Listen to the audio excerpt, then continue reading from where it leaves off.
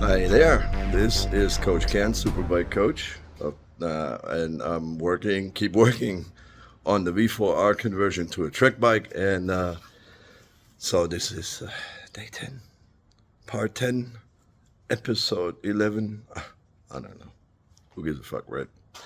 However, today is a good day, because the finally, Go Motor trip have arrived, so the bike is not here. You saw the empty lift. It's loaded on the truck. Very likely going tomorrow to A&S Motorcycles in Roseville, California. That's a Ducati dealership, Triumph, and what else? Oh, BMW. And so these guys will take care of my electronic. We'll update the damn thing and give it Evo 3 software, which is MotoGP developed stuff. So that is very cool. I can't wait to have this on and try it out. So, but now I'm opening it. Hey guys, this is Coach Ken, Superbike-Coach Corporation. I'm here at the Ducati dealership in Roseville, A&S Motorcycles. And it's a beautiful day, and I just dropped off my V4R, and that is for many reasons here. I'm having 2 errors since the rebuild, and then I hope this is just minor stuff. I can't even imagine that this to be bad stuff. I did. The bike also needs a tire calibration and drive adaptive reset. This is a necessity since the 2023 and 24 models for when you, after changing the gear sprocket ratio, which is a necessity to be on a track or to have it set up for every different track. So from there, Ducati knows the bike is tracked, and you also lose warranty. That is just the nature of it. I am aware of that. So the bike is already in the shop there. I want to give you some video around the dealership, and then yeah, we're going from there. Oh, I actually forgot that the bike also get its Evo 3 software. I don't know if you ever heard about that. Not many did. So Evo 3 software is developed by the MotoGP race team, by the Ducati factory team, based on their data. So from there, you only can ride the bike then with race tires, either way slicks or either way rain tires. So that is a whole lot of more effective, more defined traction control all around the traction control system, and that includes wheelie control system, especially the slide control system. So this combination there is what gives you way more resources for accelerating turns and mid-turn. So the thing is that it allows higher or bigger drift angles, power drifts, power slides. And that comes to play when you are halfway out of the turn, when you begin to stand up the bike and the power slide gets wider, bigger. And that is right now in the stock configuration not allowing that. So in other words, the power cuts down while the engine actually starts picking up power at that part of the turn, somewhere around 14, 15. When you are almost out of the turn, when it builds up, then the highest peak power. So, and that makes it then really, really difficult, because you are then the electronics shut off power, etc. It interrupts the power slide and all that. You lose time. So that this is all in relation with lean ankle, throttle opening, and crankshaft position. This is highly complicated stuff, and again, based on the data of for many years, working with these things based on the data of a MotoGP race team. They created this software for this specific bike. So I cannot wait to get this in there. And A&S is actually taking care of that. How cool is that? So you can look it up yourself there. Look up for Panigale V4R Evo 3 software, or Evo 3. And you can read into this yourself, but it's got its price tag. Luckily not for me, because A&S takes care of that, and as well as for the diagnostics and all that. That is very cool. So let me show you a little bit that dealership here, which is really a fantastic showroom.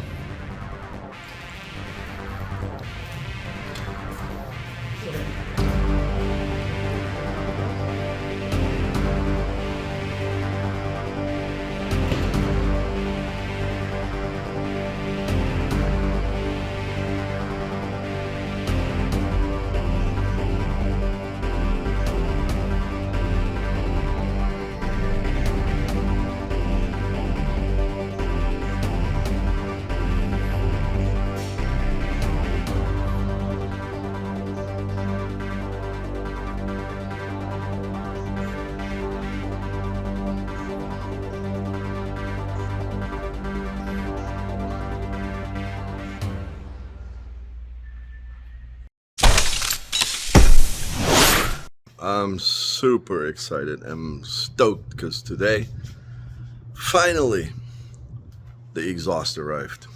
Yeah, I mean, I'm literally only a couple days away from my gig in Laguna Seca, and it just arrived literally on time. So that gives me a little bit of time. Yeah. Get everything done, and if something is wrong, I hopefully still have time to fix things and work things out. So please cross fingers for me that everything fits. So I'm excited. I gotta open that box now. I gotta let go of that goddamn video. God knows what kind of part this one is here, but welcome back. Watching me putting this really beautiful V4R together. You guys will be surprised how it looks like. This thing is just badass, and it's pouring napalm out of it. I can't wait to show you. Right, I just unboxed everything. I hope it's all complete, and here are the mufflers. Damn. Yeah, that's exactly what I've ordered, what I got from Spark there, and it's yeah, coming freshly from Italy. I just hope everything it's all complete. Looks like it. Oh, that's the rear bracket, I guess. I don't know yet what that is. Oh, that's maybe the or very likely the bee eaters, the bee killers. I will have to install them for Laguna, and then we'll see. So I'll keep you posted here. So here's the measures. So that original exhaust with the exhaust servo, flap servo, and some hardware, that's about 19 pounds, 18 to 19 pounds. So let's see what that is. Alright, there it is. So it's hard to see with that weight scale. Somewhere in the 15. So I actually expected it was less, but hey, that's how it goes sometimes, you know. I mean, they give you different numbers there, and well, I'm not too mad about it. That's fine. I mean, it's about the power, a little bit of weight, and especially about the heat. I gotta tell you, I'm still excited. That's not the problem. It's the it's not that easy as it looks like when you have let me show you. You have 1, 2, 3 pipes to align, 4, uh, to align then, and then bringing the holes actually in an appropriate place where they're supposed to be. So this is not that easy as it looks. Um, the good thing is the carbon cover which goes over here. I can put on even though this is on, but I have to cut it out a little here in this area to make it sit. So that shouldn't be a problem, but I have to leave the rear set off for now in order to get it on. So that's a good thing. I can leave this on and finish this off. That's pretty good. But that's kind of what it looks like. Doesn't look badass, actually. So what I wonder now about those tiny springs here, they got to bridge this gap. I wonder how that's gonna go. Yeah. But then once I have everything on, I will have to clean the whole thing, because as you might know, so if I'm leaving fingertips and whatnot on titanium, then and it's get hot, you will see those forever. So I will have to clean this up. I have to look up what product to use to clean it up, but my guess is it's just brake cleaner and micro towel. So, but hey, I think that's the smallest problem right now. So, but it looks damn good, doesn't it? So, when I see this ride, as for now, I wouldn't get this one back on, but I think this actually sits deeper, which worries me a little because that puts the whole thing under tension. I gotta wiggle more around to see if it would go or not. But if that would be this way, I think then I would get it back on, which I really like, because this is also protecting this here a little bit from rock hits and whatnot. So yeah, and I think I wonder if I'm sure I'm saying this wrong all the time. Insulation is actually fair enough. Well, I guess we'll see. Yeah, but I'm still excited. I can't wait to start it up. Good morning, Internet. This is Coach Ken, Superbike-Coach. It's another early and cold morning in California. I had a real short night, too excited to finally get everything done. So I worked hard yesterday on that exhaust. That was not easy as I thought, but I got it done. So I gotta wrap up some bolts here, tying up things, and then cleaning that exhaust up before starting first time. Because otherwise, titanium, when you touch it and there's grease on it and stuff, and you have it running, and the first time it gets hot, that fingerprint won't ever go away. So that's got to be nicely cleaned up before I have it, before I started it up. So now I'm about to install the mufflers, which are really neat. Can't wait to see how it looks like. I gotta change here something. I gotta add some aluminum washers there in the back. What I don't like right now is how this bracket looks like. That's the same on the other side. It's just not my style. So I gotta figure something out. And I don't see the necessity to have such massive. It is aluminum, such massive bracket. Hold it by two bolt holes here, bolts in the end four. This is not about weight. This is more aesthetics. It's just bothering me, but I mean, this is also aluminum bolt. Sure, I have to swap these out once in a while because there will be vibration, but this is a big M8 bolt, and I just don't want to put some steel bolt in here or titanium. This is over it. So I gotta come up with an idea to either way make this carbon. Maybe I did something like that in the past on a other project once, and it's quite some work. But I'm making a copy of that one, make this significantly shorter, smaller, whatnot, so that it actually kind of looks like it belongs. Yeah, that because is not what it looks to me right now.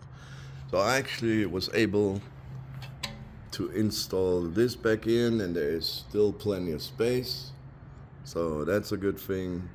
And I think this won't get too hot, but if so, then it'll be it. But as for now, it's in, and I like how it looks. So I really was able to get those tiny springs on. God damn, there goes the fear when you pull them in, that this motherfucker just jumps right into your face. But none of that happened. So I had to loosen up or take out the rear set here to be able to use it to install the bracket. But now everything is neat and nicely lined up. There will be aluminum bolts as well, of course. And this thing is tight. This thing is really sitting tight in there. And I just hope that the lower fairings fit and everything is okay there. So what I also noticed was that the carbon cover, which comes over here, and this part, that heat shield with the heat shield for your legs, that I will have to cut this out here in this area. It's not much. I think it's a half a centimeter, maybe like a little bow. So that will take me some time off the clock, which to make this fit, but not too much, just as much as I need to. So because I don't want to mess this thing up. So it will be a slow approach. I will creep up on this in and out, so that will take some time, but I'm up for it. This here, it fits really nice. The only thing I would like to have here, that this pipe here would have come more in and then up here, so that would be tighter in the bike. And yeah, but it ain't that bad. So I mean, it's kind of lined up, so I'm not worried about it. What else? Yeah, then I was surprised that this year the oil drain bolt is actually aluminum. That's a cool thing. Ducati knows what they're doing. The big bolts have to go in aluminum. You can't see it from here, but I ran a little hole into this so I can run a safety wire. That'll be done very soon. And yeah, so the actual hardest part was to, not to actually put these in the original headers there, this one and this one. The challenge was to bring this collector into both. Because when I had them on, they were actually not lining up here. They were like, this one was way lower and la la la. So getting this in, because this is actually a real tight fit. And then that was a struggle. So I was fiddling around, but in the end, I was rattling up there, I was rattling down there, and all of a sudden, flip, it went in. That was quite a surprising moment there. I'm like, okay, it fits. So yeah, I keep going with my work here, tying up those bolts on the other side, this bracket here. What am I waiting for here? Oh yeah, I gotta do this first, and then I can go into this. And then I will install the mufflers. Can't wait. All right, so I've been working on the carbon piece and made a whole lot of mess. This is all it took. to get it done. And now, so it's about the heat shield. Yeah, you might. This piece. Oh, that covers here. It's got to sit there. I run the bolts, and when I tie them up and put this in the right place with the rear sets, I have almost a perfect gap. I am a carbon whisperer. Well, I think it's maybe even still too tight. This will get really hard. I don't know how long this would stay alive, but hey, I'll leave it as is and see and have an eye on that. That's all. So that's how it looks like when it's done, man. Yeesh. Hope you like it.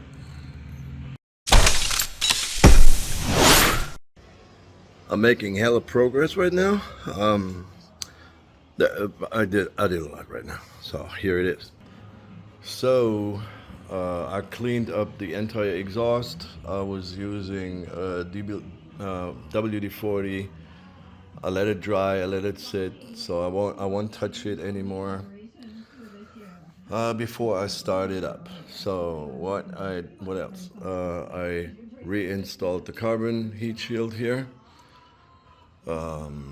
As I said in the very beginning, I added some heat shields, adhesive heat shields inside where the lines run, especially in this area here, where your leg is, where my heel is, and here, right here.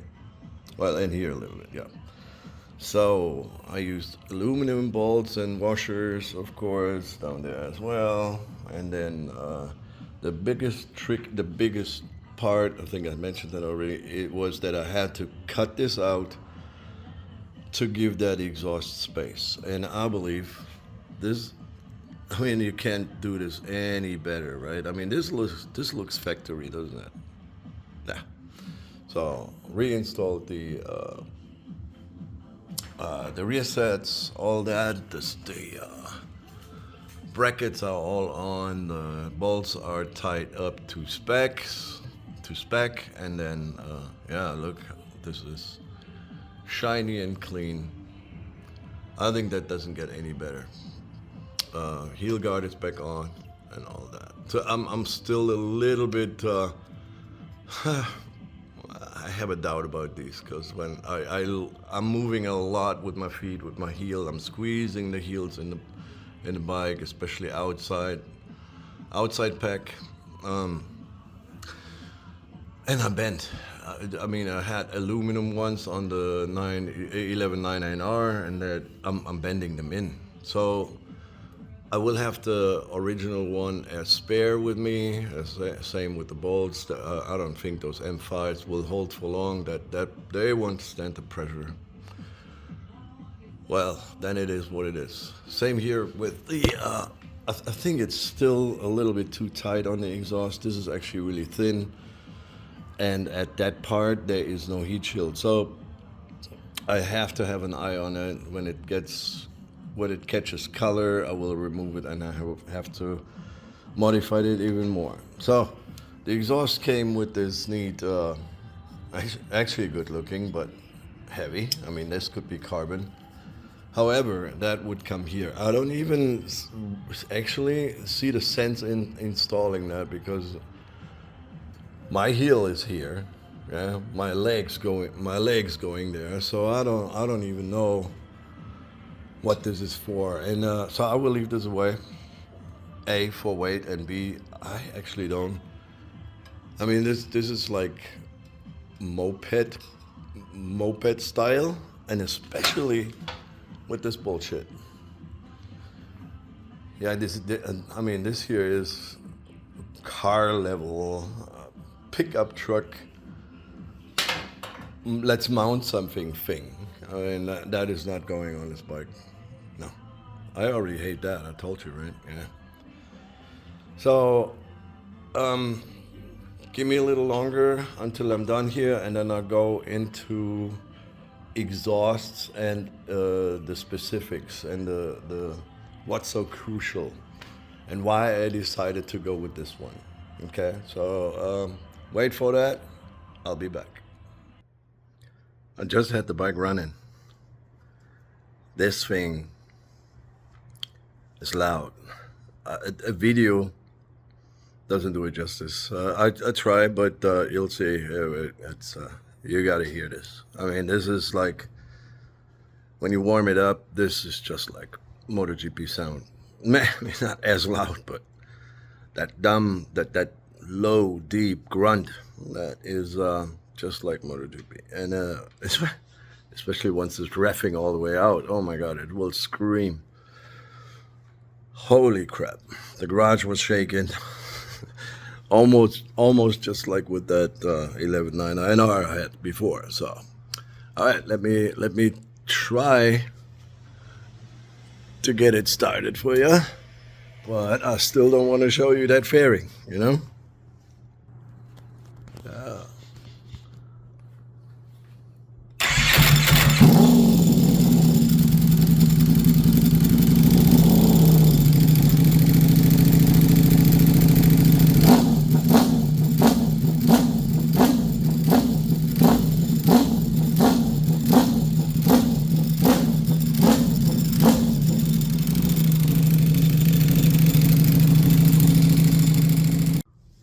Yeah, that's what it sounds like. I don't know yet how it comes across on a video, but it doesn't do it justice. That garage is shaking. I love it. That's how I like it. I like it rough. I like it loud. I like it mean. That's me. That's maybe not you, but that's me. It's like I love the rumble coming down on the brakes towards the turn, and that fires and shoots, and it just fires me up. That is just the way it is. I love to shift. Shifting for me is like reloading the shotgun, and when the thing responds to it, I feel it. I feel the power. I feel the vibration. Maybe you never get it. I do. However, I want to go into why I decided to go with this exhaust. On the same route, I can explain a little bit what the significance are with exhaust in general. Maybe you get a better understanding for that one, and how you can save money actually on things like that. And where, finding the balance between spending and cents. Big one. So, all right, so I chose this Spark exhaust because because of the price, and then B, it's still titanium, and I could choose either way between a semi full exhaust or a full exhaust. So here's why I chose the semi. The thing is that if you go with a full exhaust, that doesn't mean necessarily you will have more power. Because here's the thing, that the biggest power bottleneck is what I removed here, and that is the CAT system, the catalytic converter. It's heat, it's weight, it's all sitting there, and it's heating up that engine. Additionally, all that will cause performance. I don't know if I'm saying that right. Here's the thing with the headers. Yeah, sure, you will drop weight, and yes, you might find half, or if not 1 or 2 horsepower. That's it. This is then mainly about weight reduction. The thing is that manufacturers, especially when they design sport bikes, race bikes, whatsoever, they are eager to have their numbers shining on a brochure, because that makes you guys buying these bikes. These days, everything below 200 horsepower is fucking standing in the dealership and catching dust. So, they're not fooling around with the headers, okay? So, yes, it could be all a little better, and yes, it's for literally the mass and make things work in the on the production line, but it ain't bad. Especially look at collectors. That's a collector is in here, right? Where two come in one. This is over there, and this is over here. So for these two cylinders and for that cylinder bank, they're coming together here and there. So that needs to be clean, and you actually can't get it more clean, like welds and what, the inside, the smoothness of the transitions from, making this tighter, etc. This is all well done, really well done. So there is technically no sense other than dropping weight on real competition bikes to have a full exhaust, because all what you do here is removed. Yeah. So another thing is that collectors are accelerating the hot gases. That is literally the goal of a 4-stroke exhaust, and that is to release, to get the hot gases as fast as possible out of that chamber, out of the exhaust. And then crucial is the size, the diameter, the inside diameter, that is appropriate to engine size and torque, RPM, and all that stuff. I'm not an expert at that, please forgive me on that, but this is where the numbers coming together on the size, the diameter of an exhaust. So, and then in another instance, the length of each pipe. So ideally, pipes having the same length, which is why here's a big bend there.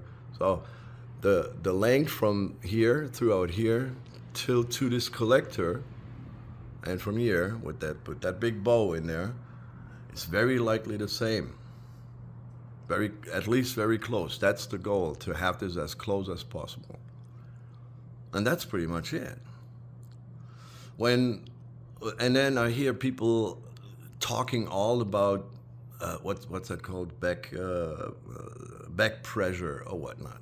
That's, if you ask me, bullshit. When you look at MotoGP race bikes, or even better, Formula One race cars, which literally have only a collector, the header coming out of the fairing in a collector, and that's it. There is no muffler, there is no back pressure whatsoever.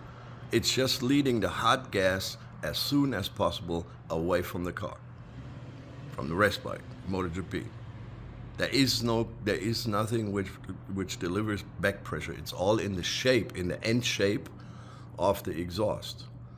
And when you look closely, MotoGP bikes, there is actually no muffler on it.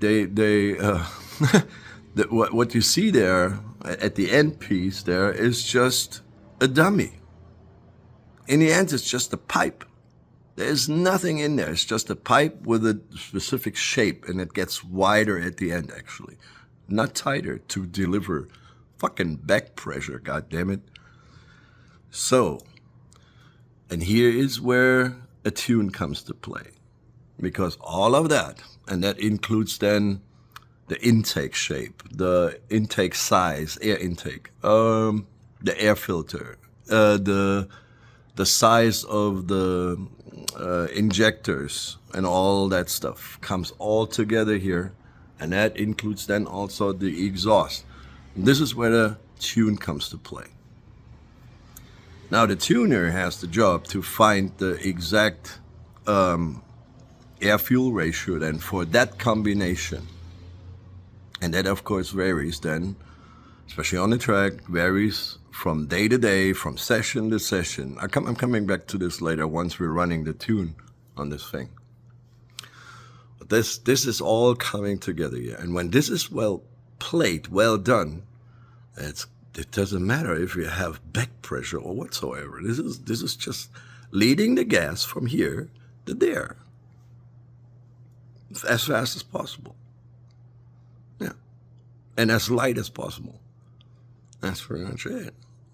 But I'm not an expert. What the fuck do I know? But this is, I believe, a very close assessment of what a exhaust should do and whatnot. Yeah. So in other words, I could have spent for finding that next half a kilogram or pound or whatsoever, investing in an Akkaya system, which costs somewhere around the $8,500, which is plus tax and shipping around 10,000 US dollars. 10,000. I mean, if you look, I'm not blaming you. If you have the money and you are looking into 100% quality, that's your exhaust. I'm with you. Seriously, I'm not blaming you. But that's not me right there. That's I'm always looking for, what do I like? What's my budget? What can I get out of it? What can I make out of it? Kind of thing. So, and that is for me the best solution. Yeah. I know everyone has a different taste, so you might don't like the shape of it. I'm not 100% happy with actually 2 mufflers running in the end there. This here, to be honest, doesn't make any sense, because ideally it's just a single pipe going there. I mean, where logically to have another two coming into one and then exiting into a exit of 2 mufflers there. This is just senseless weight. So actually, technically, and I wouldn't run away from it if there would be only one muffler there, because that's what race bikes would look like. I mean, look at MotoGP. There's one down there and one up there. Yeah. So, anyway, but that's what people want. They want that double exhaust up there, and they don't have any other. So I have to go with it. So, yeah.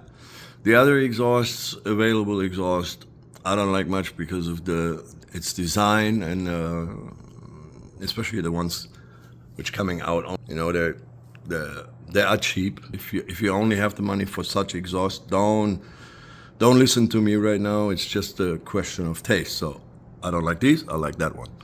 You might don't like that one, and like the others. So that's entirely up to you and to me. So yeah, that was just my little take on exhausts. They have their sense, but it's also very overrated. So for the most people, it's just about the sound, and I think I just found that one, huh? Yeah.